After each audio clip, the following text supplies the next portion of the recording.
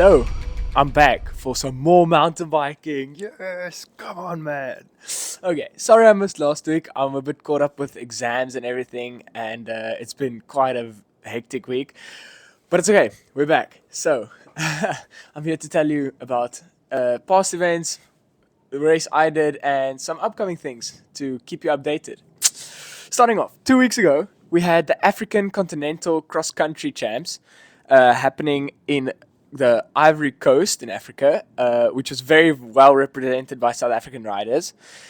It looked like a very, very tough track with some steep climbs, and it looked very hot, like rural Africa hot. But the South Africans came out in full force with Luke Moyer continuing on a great season and becoming the African Continental XCO champ. Right behind him was Michael Foster in second and Luca Shaw in third, all three South Africans. Let's go. Tane Rudling won the under-23 African XCO title, so congrats to Tane for that. 2 weeks ago, I also competed at the Duro, which was an event I've heard about but never raced myself. I'm pretty sure it was the second or third event, or like version of it, maybe the second.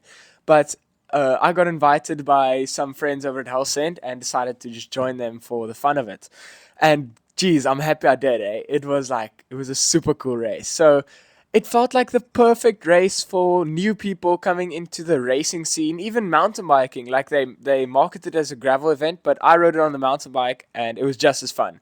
Basically, how it worked was it was a gravel route broken up into either 4 stages over 60 k's or 4 stages over 60 k's and 6 stages over 80 k's. I personally rode the 40 just because I'm lazy, but the 60 ended on a really tough climb. A stage consisted of either an uphill or a downhill, or both uphill and downhill, and varied in length from about 3 kilometers to, I think the last one was about 10 or 8 k's up a steep climb called Hanse Kop, which I'm really glad I didn't do. Respect to everyone who did. It was super cool because it was a beautiful day, really great weather, and an amazing venue. Grabo, like all the trails, the views. We went over these dam walls. It was just very picturesque and majestic morning. And you had the time in between stages just to look around and enjoy where you are, take your time, have some banter with some friends. And then as soon as you feel, okay, but I want to race now, you're feeling ready to rev the engine a bit, then there's a stage and you give it your all, put everything out there, max heart rate for about 10 minutes, and then afterwards you just rest and enjoy the views again. So I feel like it was the perfect introduction to a mountain bike race or gravel race to anyone, and I'm definitely going back there. It was also super cool. Afterwards we got a pie and a sausage roll. I took a sausage roll.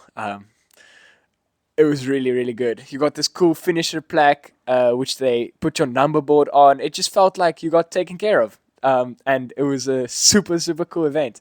I really enjoyed it, and I would recommend it to anyone looking to have a great day on the bike, have a Musha Joel, or just anyone out there wanting to start mountain bike or gravel racing. See you there next year. Grabo. 2 weeks ago was also the second round of the Downhill World Cup, and it was a very dramatic race. So the overall winner of last year's downhill series, Jackson Goldstone, dramatically got disqualified after missing a course marker in both of his qualifying runs. So the defending champion was out of the race after he didn't even qualify after getting both runs disqualified. So that was really cool. Cool to have some drama and a bit of a shake-up in the results. The track degraded very fast. It became really sandy and powdery and very unpredictable. So a lot of riders crashed, including the winner of round 1, Asa Vermette, crashed out, went over timing board and just lost control, as well as Omri Piron, who was on a real good run, home race, and he crashed out just because the track was too sandy and too unpredictable.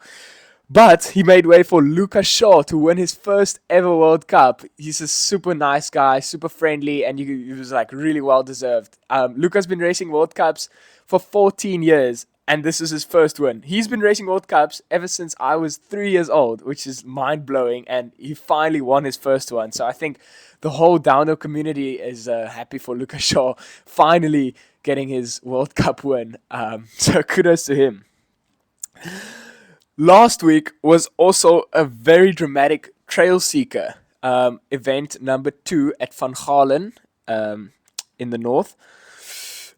Mark Pritson and Jaden Telo managed to break away and were leading the race before they missed a course marker and went off course, completely ruining their chances of getting the win, but making way for Ines Dupree and Jan Witthard, who were leading the chase group.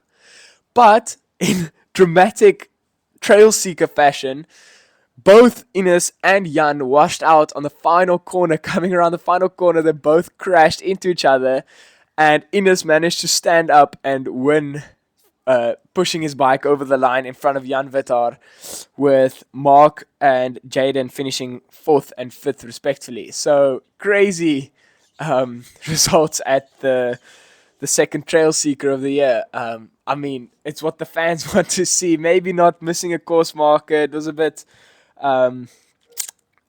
unlucky, but I mean, drama. What more can you ask for?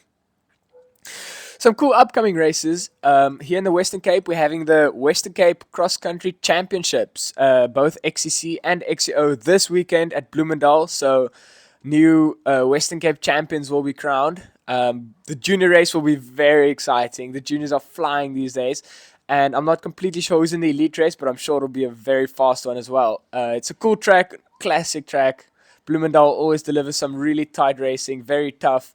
Hopefully the wind doesn't blow, because then it's a bit annoying, but I'm sure it's going to be a great race. As well as round 3 of the World Cup XCO series will be happening at a classic track in Leogang, Austria, where Nino Schurter had his final race and Alan Hatley, our South African, won last year. So I'm sure that'll be a super cool race. Tune in, and I'll see you next week.